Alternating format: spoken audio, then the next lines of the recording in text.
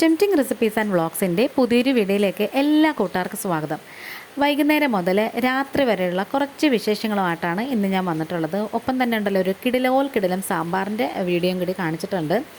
അപ്പോൾ വീഡിയോ ഇഷ്ടപ്പെടുകയാണെന്നുണ്ടെങ്കിൽ ചാനലൊന്ന് ലൈക്ക് ചെയ്യും, ഷെയർ ചെയ്യും, കമൻറ്റ് ചെയ്യും, സബ്സ്ക്രൈബ് ചെയ്ത് സപ്പോർട്ട് ചെയ്യണം. സ്കിപ്പ് ചെയ്യാതെ ഫുള്ള് കാണണം. അപ്പോൾ നമുക്ക് നേരെ വീഡിയോയിലേക്ക് പോകാം.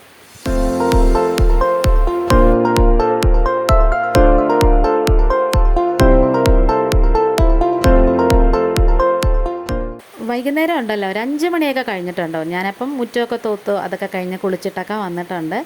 ഇനിയിപ്പോൾ ദേ ഒന്ന് വെള്ളമൊക്കെ തളിച്ചൊന്ന് കോലം ഇടാനുള്ള പരിപാടിയാണ്. അപ്പോൾ രാവിലെ തൂക്കുകയാണെന്നുണ്ടെങ്കിൽ രാവിലെ അങ്ങ് കോലം ഇടും. ഇപ്പോൾ വൈകുന്നേരം ആണെന്നുണ്ടെങ്കിൽ വൈകുന്നേരം ചെയ്യും. അപ്പം നമ്മുടെ സമയം ഉള്ളതുപോലെ ഞാൻ ചെയ്യാറുണ്ട്.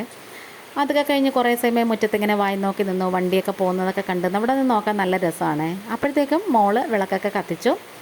പിന്നെ പൂജാമുറി കയറി കുറച്ച് പ്രാർത്ഥിച്ചിട്ടൊക്കെ നമ്മളിനി അടുക്കളയിലോട്ട് നേരെ കയറാൻ പോവാണ് കേട്ടോ. പിന്നെ അതിന് ഇടയ്ക്ക് കുറച്ച് സമയം മാമൻ്റെ കൂടെ അവിടെ ഇരുന്നു പച്ചക്കറിയൊക്കെ അരിയാൻ വേണ്ടി ഇരുന്നതാണ്. മാമനോടെ ന്യൂസൊക്കെ കണ്ടുകൊണ്ടിരുന്നപ്പോൾ ഞാനും കൂടെ ഇരുന്ന കേട്ടോ. അങ്ങനത്തെ ഞങ്ങളിന്ന് ഉണ്ടാക്കാൻ പോകുന്നത് ഒരു സ്പെഷ്യൽ കിടിലം സാമ്പാറാണ് കേട്ടോ. ചീനിച്ചട്ടി വെച്ച് എടുത്തിട്ടുണ്ട്. അതിലേക്ക് കുറച്ച് വെളിച്ചെണ്ണ ഒഴിച്ചിട്ട് വെണ്ടയ്ക്ക ഇട്ട് കൊടുക്കുവാണേ. അപ്പോഴത്തേക്ക് ഞാൻ പരിപ്പൊക്കെ വേവിക്കാൻ വെച്ചേ. അപ്പം പരിപ്പ് വേവിക്കാൻ പ്രത്യേകിച്ച് കാര്യങ്ങളൊന്നുമില്ല, എല്ലാവരും ചെയ്യുന്നതല്ല. അതുപോലെ തന്നെ ഒരു സ്പൂൺ ഇട്ട് കൊടുത്ത് അത്രയേ ഉള്ളൂ, തിളച്ച് തൂവാതിരിക്കാൻ വേണ്ടി. ഇനി കുറച്ച് തൊണ്ടമുളകും ഒരു 2 തക്കാളിയും കൂടി, മീഡിയം സൈസിലുള്ള 2 തക്കാളിയും കൂടി ഇട്ട് കൊടുത്തിട്ടുണ്ട്. ഇനി ഇത് നന്നായിട്ട് ഇങ്ങനെ വഴറ്റി ഇളക്കി അങ്ങ് യോജിപ്പിച്ചെടുക്കണേ. നന്നായിട്ട് ഇങ്ങനെ വഴിച്ചെടുക്കണം. അപ്പോൾ ഈ തൊണ്ടമുളക് ഉണ്ടല്ലോ, അത് കിട്ടിയില്ല എന്നുണ്ടെങ്കിൽ പച്ചമുളക് എടുത്താലും മതി. എനിക്കിവിടെ കിട്ടത്തില്ല, ഞാൻ എൻ്റെ വീട്ടിൽ പോകുമ്പം അവിടെ നിന്ന് മേടിച്ചുകൊണ്ട് വരുന്നതാണ്. അപ്പോൾ നമ്മളിതേ കഷ്ണങ്ങളൊക്കെ നുറുക്കി വെച്ചിട്ടുണ്ട്. സ്ക്വയർ ഷേപ്പിൽ വെള്ളരിക്കയുണ്ട്, പടവലങ്ങയുണ്ട്, മുരിങ്ങയ്ക്കയുണ്ട്, കത്തിരിക്കയുണ്ട്, പിന്നെ കിഴങ്ങുണ്ട്, അതുപോലെ തന്നെ സവാള ഉണ്ട്, ചുവന്നുള്ളിയുണ്ട്, എല്ലാ സംഭവങ്ങളും ഉണ്ട്. മുരിങ്ങയ്ക്കയുണ്ട്, അതാണ് മസ്റ്റ് സാമ്പാറിനും അവിയലിന്.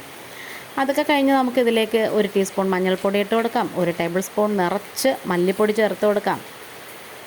പിന്നെ ഒരു 3/4 ടേബിൾ സ്പൂണും നിറച്ചും നമുക്ക് മുളക് പൊടി ഇട്ട് കൊടുക്കാം. കുറച്ച് കായപ്പൊടിയും ഒരു 1/4 ടീസ്പൂൺ മുതൽ 1/2 ടീസ്പൂൺ വരെ ഉലുവാപ്പൊടിയും കൂടി ചേർത്ത് കൊടുക്കാം. അപ്പം സാമ്പാറെന്നൊക്കെ പറഞ്ഞാൽ ഉലുവയും കായവും ഇല്ലാത്ത ഒരു പരിപാടിയില്ല കേട്ടോ. അങ്ങനത്തെ നമ്മൾ ഇത് നന്നായിട്ട് ഇങ്ങനെ വഴറ്റി യോജിപ്പിച്ചെടുക്കുവാണ്. അപ്പം ഈ സാമ്പാറിൻ്റെ തന്നെ വേറെ 2-3 ടൈപ്പ് സാമ്പാറിൻ്റെ നമ്മൾ ചാനലിൽ ഇട്ടിട്ടുണ്ട്. പച്ച സാമ്പാർ ഇട്ടിട്ടുണ്ട്. അതിൽ നമ്മൾ മല്ലിപ്പൊടി മുളക് പൊടിയൊന്നും ചേർക്കുന്നില്ല, പച്ചമുളകിൻ്റെ എരിവ് മാത്രമേ ഉള്ളൂ. അങ്ങനത്തെ ഒരു സ്പെഷ്യൽ സാമ്പാർ ഇവിടുത്തെ വല്യമ്മയുടെ സ്പെഷ്യലാണ് കേട്ടോ. അങ്ങനെ നമുക്ക് ആവശ്യത്തിന് ഉപ്പും കൂടി ചേർത്ത് കൊടുക്കാം.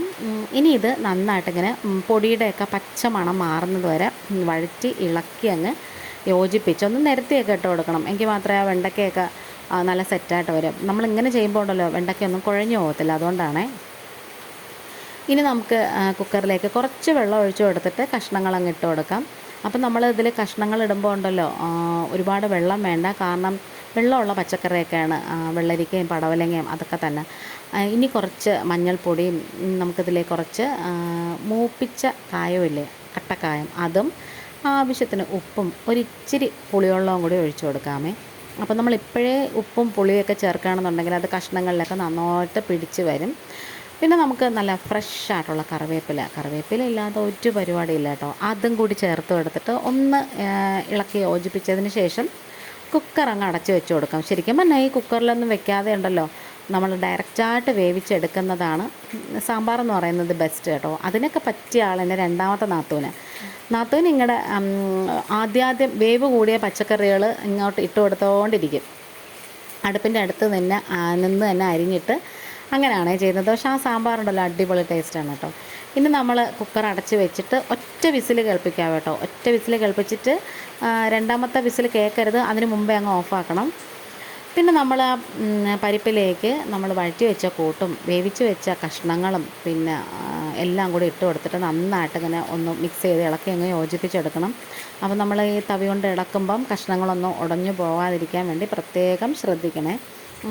അപ്പോൾ പുളി കുറച്ച് കുറവായതുകൊണ്ട് ഞാൻ ഇച്ചിരി പുളിയും കൂടെ ഒഴിച്ചു കൊടുത്തിട്ടുണ്ട്.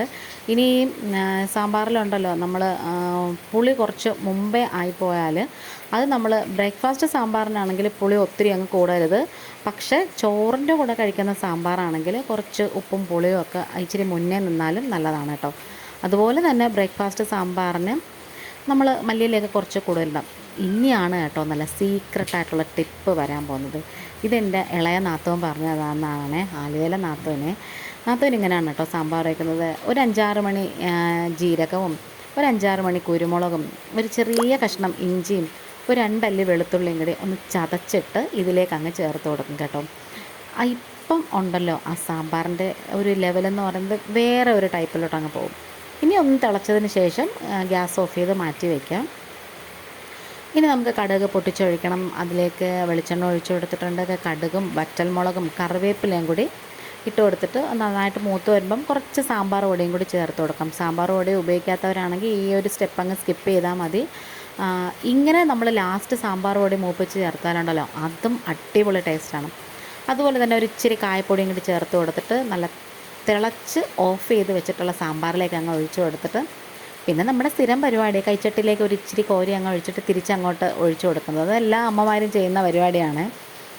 അങ്ങനെ നമ്മുടെ ഈ കിടലം സാമ്പാർ ഇവിടെ റെഡി ആയിട്ടുണ്ട്. മല്ലിയില എൻ്റെ കയ്യിൽ സംഭവം ഇത്രയേ ഉള്ളൂ കേട്ടോ. അതുകൊണ്ട് അതും കൂടെ അങ്ങ് ഇട്ട് കൊടുത്തു കേട്ടോ. സാമ്പാറിൻ്റെ ആ ഒരു കളറ് കണ്ടാൽ തന്നെ അറിയാം കേട്ടോ എന്ത് ടേസ്റ്റാണെന്നറിയാം. ഇനി നമുക്ക് അടുത്ത പരിപാടിയിലേക്ക് പോവാം. അപ്പം ഇത് ഉടനെ തന്നെ അങ്ങ് അടച്ച് വെക്കണം. എന്നിട്ടൊരു 5 മിനിറ്റ് കഴിഞ്ഞതിന് ശേഷം വേണം നമുക്കിത് തുറന്നിട്ട് ഒന്ന് ഇളക്കിയൊക്കെ കൊടുക്കേണ്ടത്.